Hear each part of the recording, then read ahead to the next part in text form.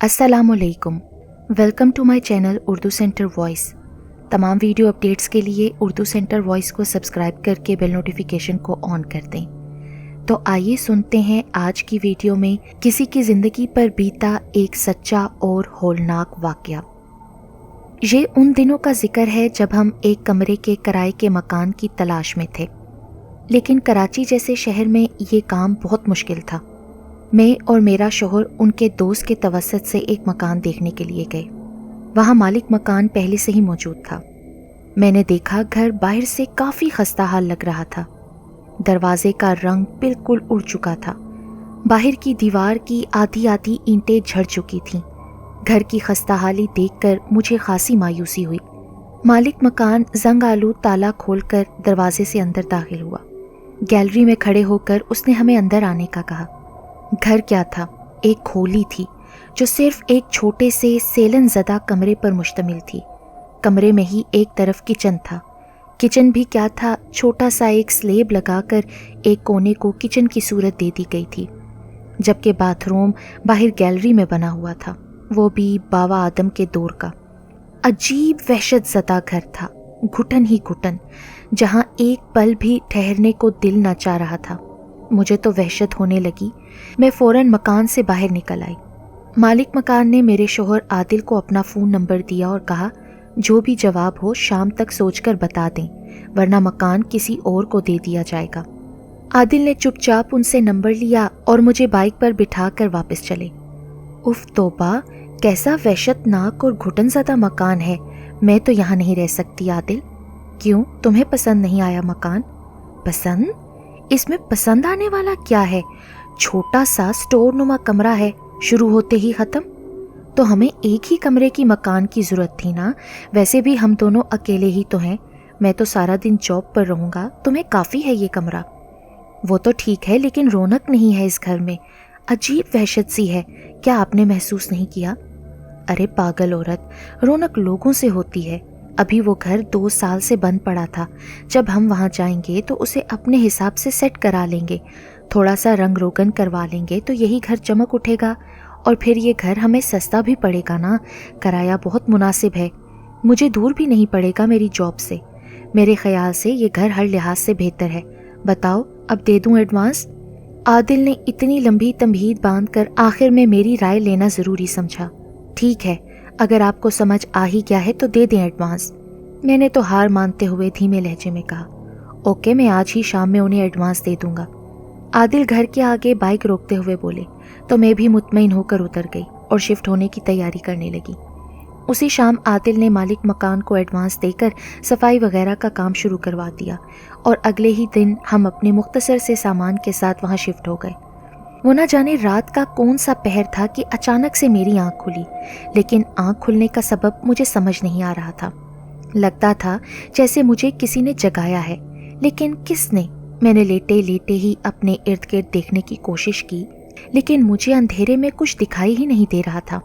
मेरी दाएं जानिब आदिल दुनिया और माफिया से बेखबर पुरसकून नींद सो रहे थे।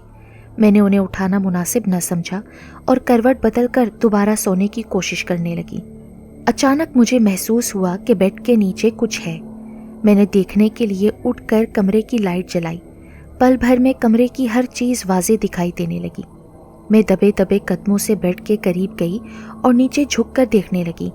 एकदम से एक स्याह बिल्ला बिल्कुल मेरे मुंह के करीब से भागा। मैं एकदम खौफज़दा होकर पीछे गिरी और मेरे मुंह से ज़ोर की चीख निकल गई। मैं बुरी तरह डर गई थी। मेरे चीखने से आदिल हड़बड़ा कर उठ बैठे और मुझे नीचे गिरा देखकर दौड़कर मेरे पास आए। क्या हुआ हानिया, तुम डर गई हो या नीचे गिरी हो? वो काला बिल्ला, मैं डर गई थी आदिल। अभी तक मेरा सांस तेज तेज चल रहा था और दिल लगता था कि पसलियां तोड़कर बाहर आ जाएगा। कुछ नहीं है यहाँ, तुम यकीनन ख्वाब में डर गई होगी। चलो उठो और लेटो, सोने की कोशिश करो। उसके बाद 2-3 दिन सुकून से गुजर गए। मैं भी इस वाक़ये को तकरीबन भूल गई। इस रात हमें आदिल के दोस्त की शादी में जाना पड़ गया। करीबी दोस्त थे तो एक दिन वहाँ रुकने की गर्ज से हम दोनों मियाँ बीवी अपना कुछ ज़रूरी सामान साथ लेकर निकल पड़े। शादी हैदराबाद में थी। उनकी फैमिली ने हमारा पुरतपाक इस्तकबाल किया اور ان کے پرزور اصرار پر ہمیں 1 دن کے بجائے 2 دن رکنا پڑ گیا۔ ہمارے تو بچے بھی نہیں تھے، اس لیے ہم نے بے فکری سے شادی اٹینڈ کی اور تیسرے دن گھر آ گئے۔ لیکن گھر آ کر میری اور عادل کی آنکھیں حیرت سے پھٹی کی پھٹی رہ گئیں۔ سامنے منظر ہی ایسا تھا جو ہوش اڑا دینے کے لیے کافی تھا۔ ہمارا پورا گھر الٹا ہوا پڑا تھا۔ میری الماری کے سارے کپڑے فرش پر بکھرے پڑے تھے۔ بیڈ کی چادر جو ہر وقت سلیقے سے بچھی رہتی تھی ایسے ہو رہی تھی جیسے درجنوں بچے اس پر کودے اور اچھلے ہوں۔ پردے بالکل خراب حالت میں تھے۔ میں کمرے میں یہ سب دیکھتی ہوئی جب کچن کی جانب پہنچی تو وہاں کی حالت تو مزید دیگر دوں تھی۔ آٹا، دال، چاول، مسالے سب فرش پر بکھرے پڑے تھے۔ عادل اور میں حیران پریشان سر تھامے یہ سب نظارہ دیکھ رہے تھے۔ یہ سب دیکھ کر تو میں سر پکڑ کر بیٹھ چکی تھی۔ کچھ سمجھ نہیں آ رہی تھی آخر یہ سب کیا ہے، بند گھر میں یہ سب کس کی کارستانی ہے۔ میں نے سوالیہ نظروں سے عادل کی طرف دیکھا۔ مجھے لگتا ہے ہانیہ ہمارے گھر میں ڈکیتی ہوئی ہے، ضرور چور اچکے آئے ہوں گے، انہوں نے ہی یہ سب کیا ہے۔ لیکن عادل، باہر تو تالا بالکل سلامت لگا ہوا ہے، پھر کیسے؟ ارے چوروں کے لیے یہ کوئی مشکل بات نہیں، تم اپنا زیور اور نقدی چیک کرو جلدی سے۔ عادل کے کہنے کے مطابق میں الماری کی جانب بڑھی۔ میں نے بسم اللہ پڑھ کر لاکر کھولا تو اندر میری نقدی اور زیور جوں کا توں موجود تھا۔ میں نے سوالیہ نظروں سے پھر عادل کو دیکھا۔ اب کیا کہیں گے آپ؟ عادل بہت پریشان ہو گئے۔ اچھا آؤ ہانیہ، محلے والوں سے پوچھتے ہیں، شاید کسی کو کچھ پتا ہو۔ ہم نے ساتھ والے گھر کا دروازہ کھٹکھٹایا۔ ایک صاحب نے دروازہ کھولا اور ہمیں سوالیہ نظروں سے دیکھنے لگے۔ عادل نے اپنا مختصر سا تعارف کروایا اور ان سے پوچھا، گزشتہ رات انہوں نے کوئی آواز تو نہیں سنی؟ ہم گھر پر موجود نہیں تھے اور ہماری غیر موجودگی میں گھر کی حالت نہ جانے کس نے بالکل خراب کر دی ہے۔ عادل کی بات سن کر وہ شخص عجیب سی نظروں سے ہمیں دیکھنے لگا۔ کیا آپ نہیں جانتے کہ اس گھر میں کوئی آسیب ہے جو کسی کو یہاں رہنے نہیں دیتا؟ مجھے تو حیرت ہے کہ کسی نے آپ کو اس گھر کے بارے میں کچھ کیوں نہیں بتایا، حالانکہ سب ہی جانتے ہیں کہ یہ گھر ایک عرصے سے اسی وجہ سے بند پڑا ہوا تھا۔ اچھا، ہمیں تو کسی نے کچھ نہیں بتایا، کیا آپ اور جانتے ہیں اس گھر کے بارے میں؟ جی ہاں، ابھی تو تقریباً 6 سال سے یہ مکان کسی کے استعمال میں نہیں تھا۔ اس سے پہلے ایک فیملی یہاں آئی تھی تو ان کے ساتھ بھی اسی طرح کے غیر معمولی واقعات ہوتے تھے، جس کی وجہ سے وہ لوگ 4 دن بعد ہی یہ گھر چھوڑ کر چلے گئے تھے۔ تب سے یہ گھر بند پڑا ہے۔ مجھے تو حیرت ہے کہ اس گھر میں آپ نے 1 ہفتہ کیسے گزار لیا؟ ان کی باتیں سن کر تو میرے پورے جسم میں سنسنی دوڑنے لگی۔ مجھے وہ ساری باتیں یاد آنے لگی تھیں جن کو میں پچھلے 1 ہفتے سے نظر انداز کر رہی تھی۔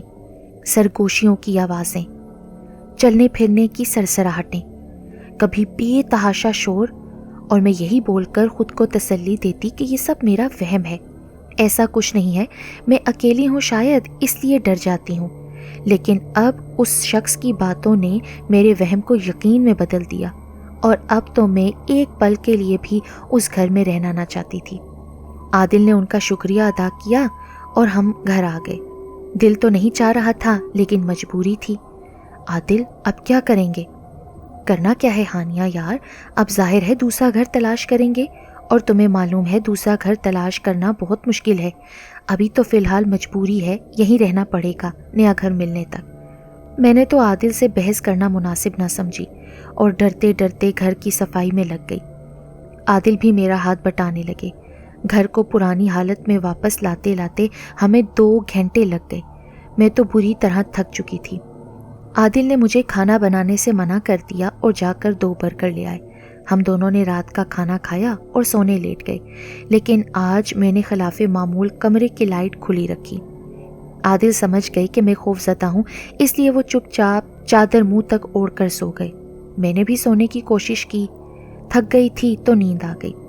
رات کا نہ جانے کون سا پہر تھا جب میری آنکھ غیر معمولی شور سے کھلی۔ میں نے ناسمجھی سے آنکھیں کھول کر ادھر ادھر دیکھا۔ فوری طور پر کچھ سمجھ نہ آیا۔ شش، مجھے کسی کی سرگوشی سنائی دی۔ میں نے برابر میں لیٹے عادل کو دیکھا، وہ بے خبر سو رہے تھے۔ میں اپنا وہم سمجھ کر کروٹ بدلنے والی تھی کہ آواز دوبارہ سنائی دی، شش، چپ رہنا۔ سرگوشی تو بہت واضح تھی اور یقیناً مجھے مخاطب کیا گیا تھا۔ میں نے ادھر ادھر نظریں گھمائیں۔ अचानक मुझे छत पर पंखे के साथ एक बच्चा उल्टा चिपका हुआ दिखाई दिया। उसने अपनी एक उंगली होंठों पर रखी हुई थी। वो मुझे खामोश रहने का इशारा करता हुआ घूर रहा था। मंजर इतना दहशतनाक था कि मैं चीख पड़ती, लेकिन फौरन ही दूसरे मंजर से मेरा दिल दहल गया। एक लंबी चौड़ी बदहैयत औरत हाथ में डंडा लिए कमरे में चलती फिरती दिखाई दी। वो यकीनन उस बच्चे को ढूंढ रही थी जो छत पर उल्टा चिपका हुआ था। मैं खुली आंखों से साकित वजूद के साथ ये सब कुछ देख रही थी, लेकिन जैसे मेरा जिस्म बेजान हो चुका था। मेरे मुंह से तो चीख भी नहीं निकल रही थी। दिल खौफ से फटा जा रहा था। किसी भी लम्हे उस औरत की नज़र मेरी खुली आंखों पर पड़ सकती थी। फिर वही हुआ जिसका डर था। उस औरत की नज़र मुझ पर पड़ी। उसने मुझे घूर कर देखा। उफ, कैसी आंखें थी उसकी, कितनी वहशत थी उसकी आंखों में। वो वहशियाना अंदाज में मेरी सिमत बढ़ी।